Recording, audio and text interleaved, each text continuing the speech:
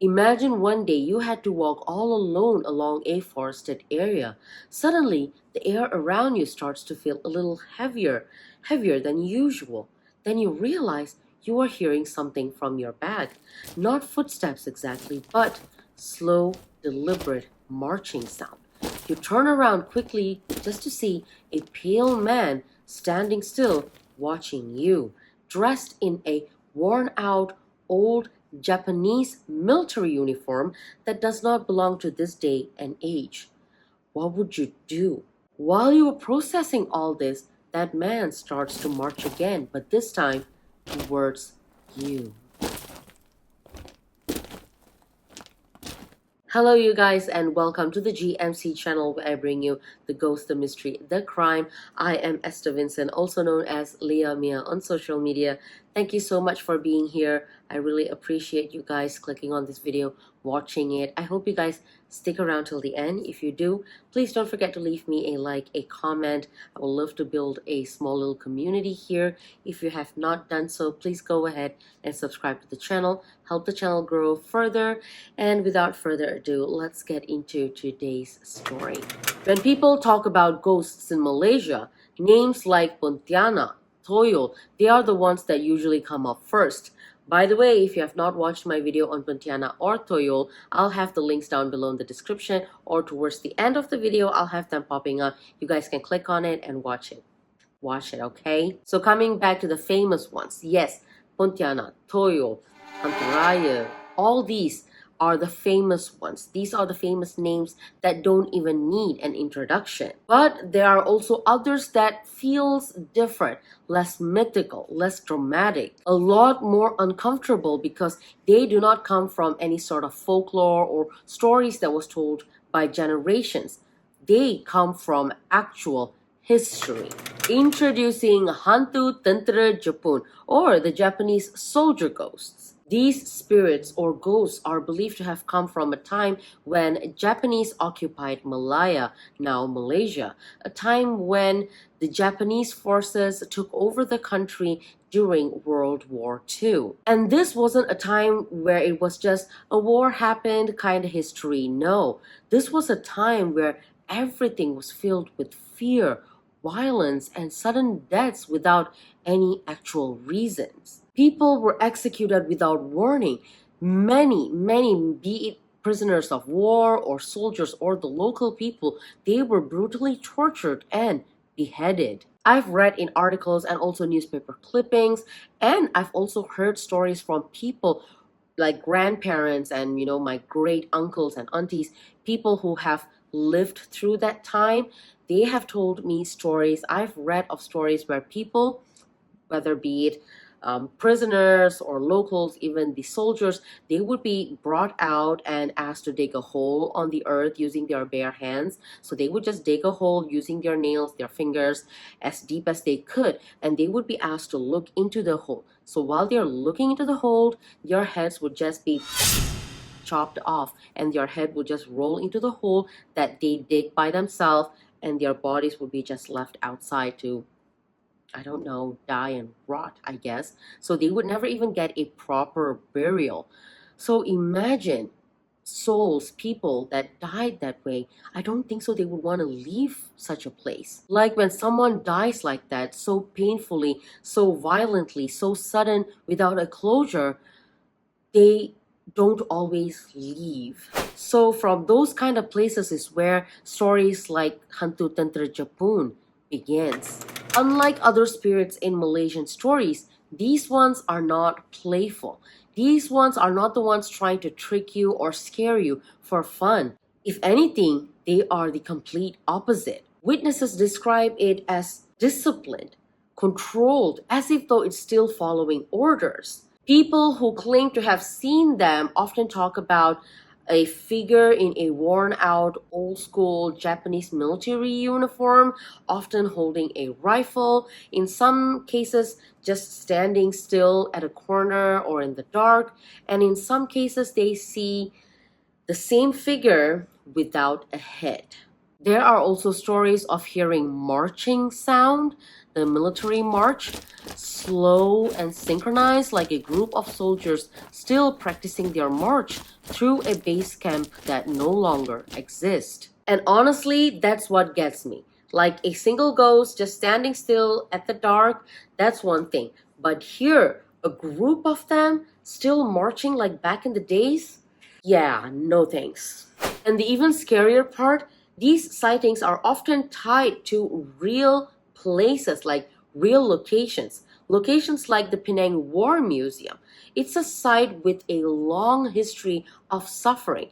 Allegedly, about 12,000 people have died there. Many of them were tortured and brutally executed. Visitors have reported hearing footsteps, voices, and even seeing shadowy figures moving about in the walls or at the different part of the museum structure. There are also stories of old schools and buildings that were once used as prison camps during the Japanese occupation. People who visit these places talk about hearing heavy boots marching at night or catching the smell of kerosene in the air even when there is nothing around. And then there are these darker claims of seeing shadowy figures believed to be a soldier back then, now in spirit form, still doing the execution, like still performing the execution now, even after death. It's almost like the past did not move on.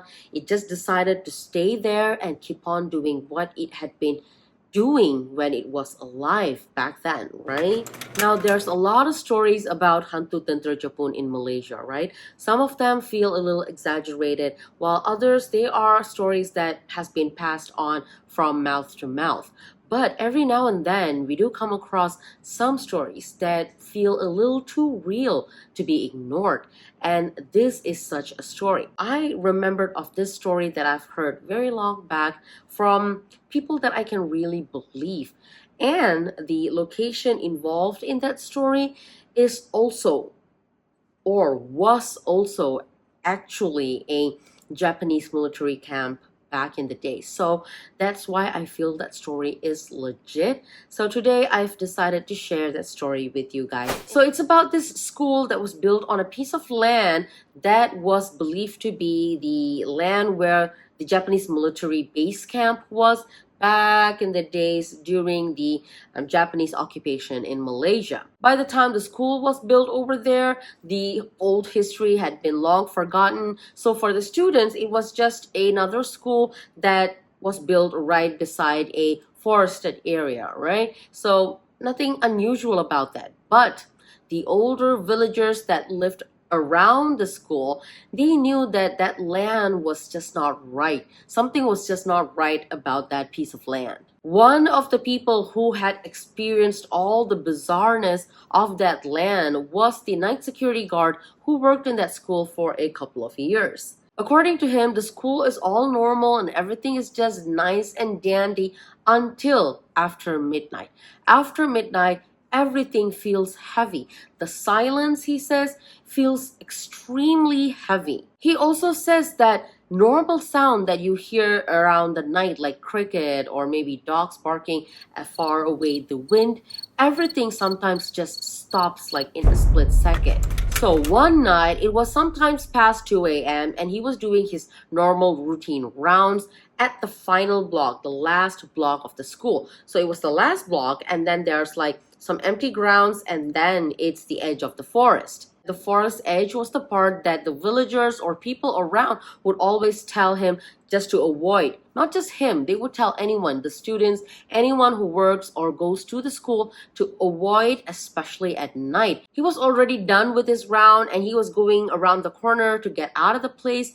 That's when suddenly he caught a smell of something burning, strong, sharp, completely out of place. At first, he thought something was actually burning because he thought maybe something sparked a small little fire and maybe the fire was growing. That's why he could smell it now, and he started following the smell.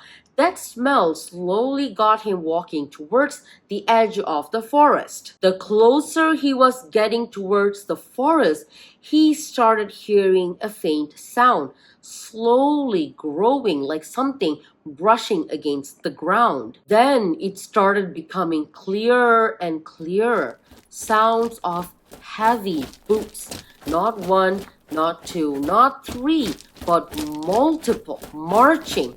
Slow, synchronized, and deliberate. He froze in place. He was trying to convince himself, saying that maybe this was something else, maybe this was just workers or just a group of people in the middle of the night inside a forest. No, deep down inside of his heart, inside in his mind, he knew that this cannot be any of them.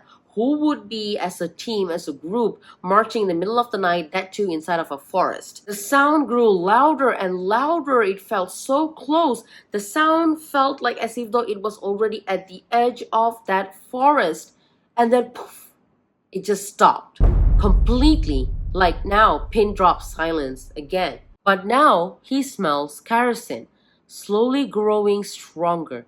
He stood there for a few seconds, not moving, not breathing properly, just in shock, just listening. And that's when he heard it. A voice, sharp and firm, shouting commands in Japanese. He did not understand a single word, but he understood the tone. It was definitely a command. Immediately after the command stopped, the marching started back again.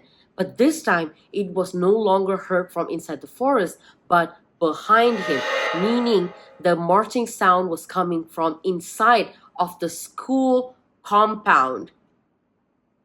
By now, all the hair on his body is already standing up straight, like the hair at the back of his neck, the hair on his arms. But somehow he collected whatever courage he had left and slowly turned. For a brief moment, he saw them. Not clearly, but just enough. Just enough to see that there was like a group of men, like a small platoon, and they were marching. They were wearing their dirty, worn out, old Japanese uniform, moving in formation, still marching, passing through the corridor as if though they were still in training. Some of them were holding rifles, some of them were hunched like as if though they were injured, and there were few at the back row that did not have their heads with them. He did not wait to see anymore. He ran straight out of that last building, across the field, straight to the front gate where his security post was. He stayed in his small security guard post until the next morning, and in the morning he ran to the administrative office and told them that he would like to resign, like he quit. That's it. No long explanations. Just this one sentence. He told them, quote, this place is not empty at night, end quote. Well, at least he told them the truth. After that, more security guards came and went. Some of them just stayed quiet, while others, after their first night shift, refused to take on another night shift at all, like completely no more night shifts. And the villagers, they weren't surprised, because for them, this land wasn't just a school. This land for them was a land where the Japanese military resided. They marched, they trained, they killed people. Prisoners of war, local people were tortured and killed. And maybe those souls, those unfortunate souls, those resentful souls never really left. I would leave you guys with that for today. If you guys have stick around till this very moment, thank you so much. Don't forget to leave me a like and a comment. If you have not done so, please go ahead and subscribe. Help the channel grow. I would love to create a small little community over here. For that, I would need you guys' help. Thank you so much, you guys. If you feel like sticking around, please watch my other videos that would be popping up in a bit. If no, I will see you guys in my next video. Until then, stay safe out there, take care, and I will see you soon. Bye.